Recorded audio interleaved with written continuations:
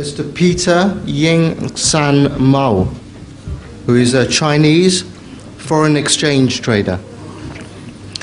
How would you prove the existence of Allah to a non-believer?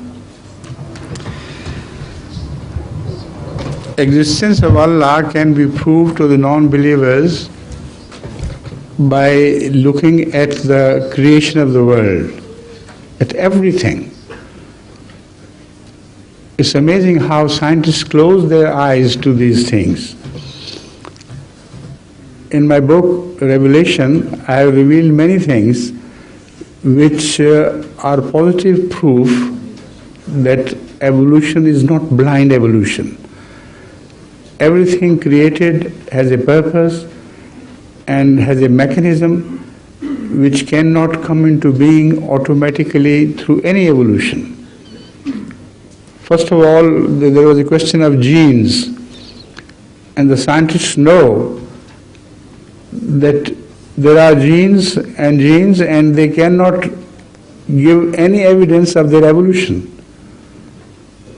Where did they come into? Where did they start from? How from dead earth suddenly the genes sprang up?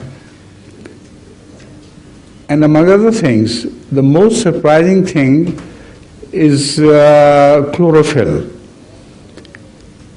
Although the scientists try to give evolutionary history of other materials necessary for the development and maintenance of life, they can't give a single explanation as to how chlorophyll was evolved. There is no history of evolution of chlorophyll at all. And without chlorophyll, life could not exist. The green grass which the cows and other milking animals eat, it has chlorophyll. And it is only by the virtue of that chlorophyll that everything is converted into other chemicals. The entire phenomenon of getting milk and fat from out of grass and bones and brain and all the organs of the human body, they all are due to the presence of chlorophyll, without which these bodies could not exist. So to cut the matter short, I'll advise you, if you know English very well, I hope you do, to get a copy of my book Revelation and go through this chapter. You'll be amazed to find that there are questions raised against the scientists which can never be answered by them. I go for a morning walk daily where I hear nowadays the sound of woodpecker. Now, scientists know very well that the woodpecker strikes at the trunk of the tree to scare the worms hidden within so that they come out, like you knock at the door and somebody comes out, just to eat them.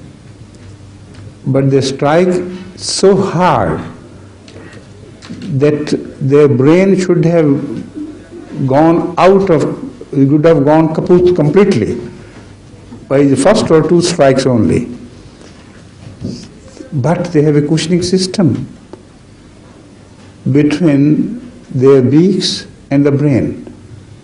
And that cushion which is created in between, which does not exist in the form of, in the beak of any other bird, only in the beak of the woodpecker.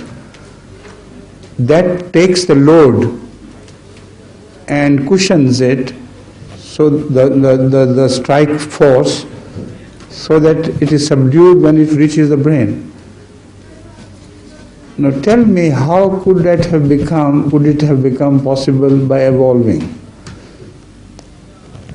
when was the first woodpecker created?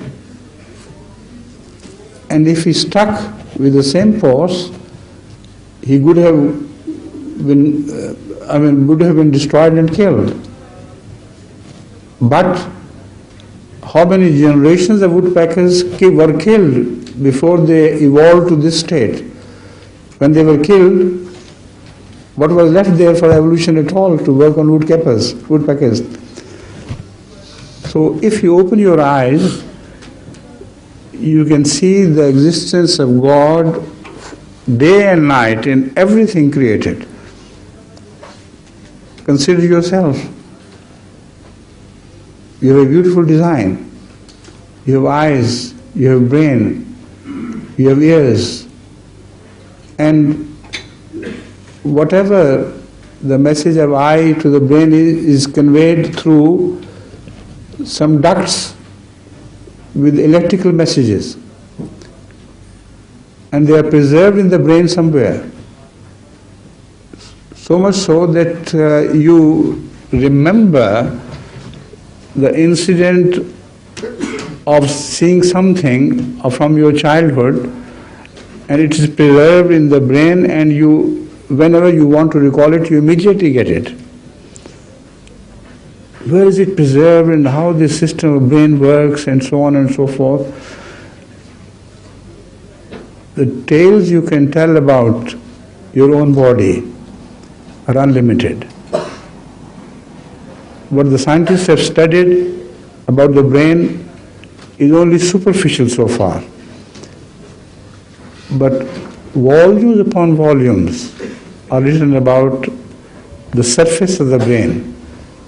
What is happening inside it, they don't know.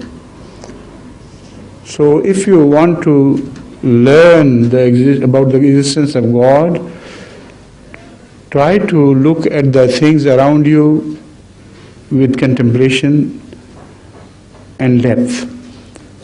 And try sometimes to think about yourself. How were you made? How your eyes came into being?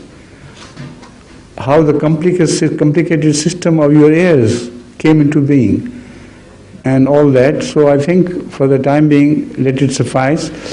And I hope you will read the relevant chapter in my book, Revelation, where all these things are answered. Thank you.